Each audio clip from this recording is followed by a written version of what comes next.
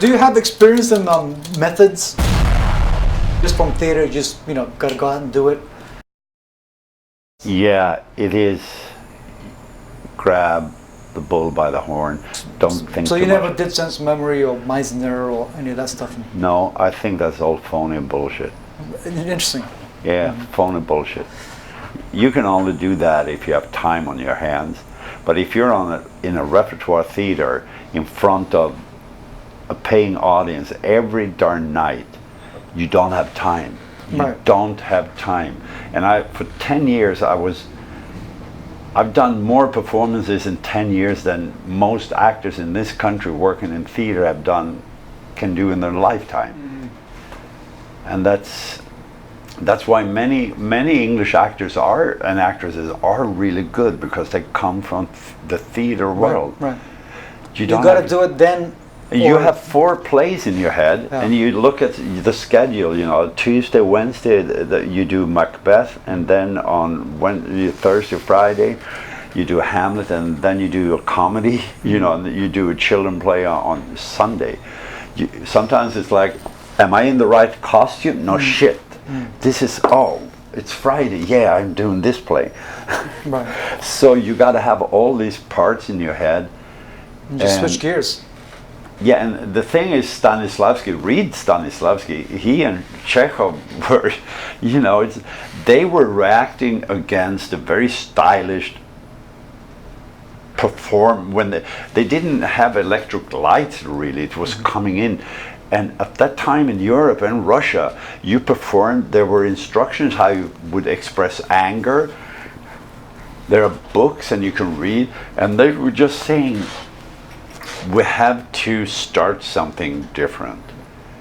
We can't just do these, hello, I'm angry, ho, and no lights. You have to go all the way to here so everybody can see you and hear you, especially the audience was drunk all the time, especially in Russia. And they have always intermissions. So they reacted and said, we have to do them more. And Chekhov started to write, and other writers to do, let's just have them be real people. It was a reaction. It was the punk. It was like the Beatles or whatever. You know, they said, we can't do this shit anymore. Let's do something new and different. Right. And then it's been misinterpreted in this country. We said the Stanislavski method. We work, you know, and that's no method. And it's like Chekhov said to Stanislavski, it was things, you know, they had crickets and bullfrogs on stage. It was not just to create, I mean, it was for the actors and the audience to have, like, wow, they have real sounds, because they didn't have tape machines. If they had tape machines, they would have it on a tape. Right. But they had bullfrogs and crickets. They were out in the countryside.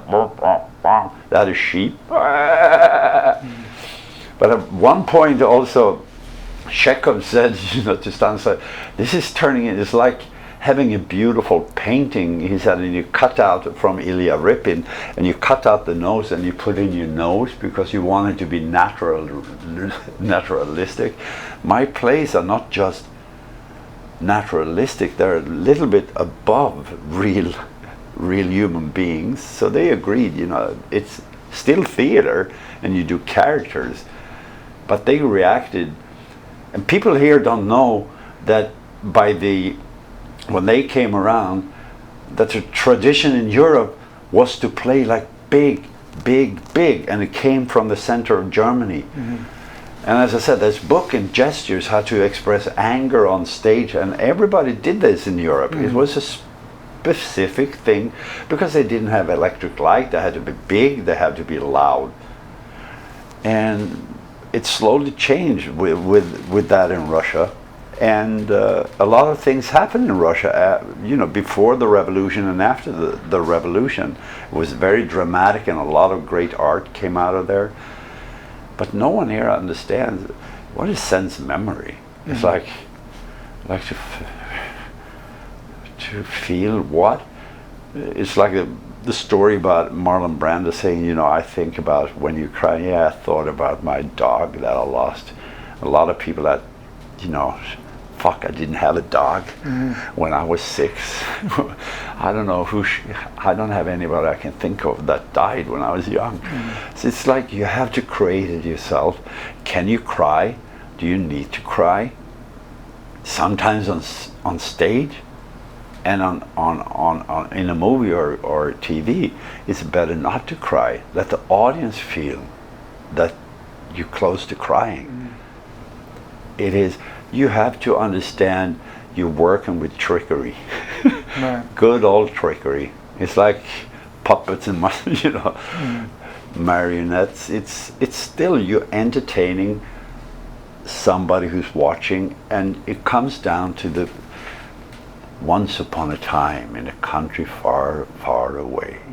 You know, sitting in a dark room talking to kids. And don't say to people, that was a big, big castle in the midst of a giant forest.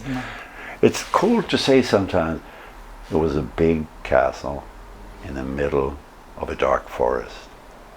And let the audience decide how big was the castle, how dark was the forest. I think this country is very with their, because they don't have theater as we have in Europe, and people are not trained here, and they have to come up with some kind of technique. But the technique is all over the place here. I think the best thing to become a carpenter is to fucking just do it. Build tables, cabinets. Right. Here it seems like I can build a cabinet, but let me just feel it first.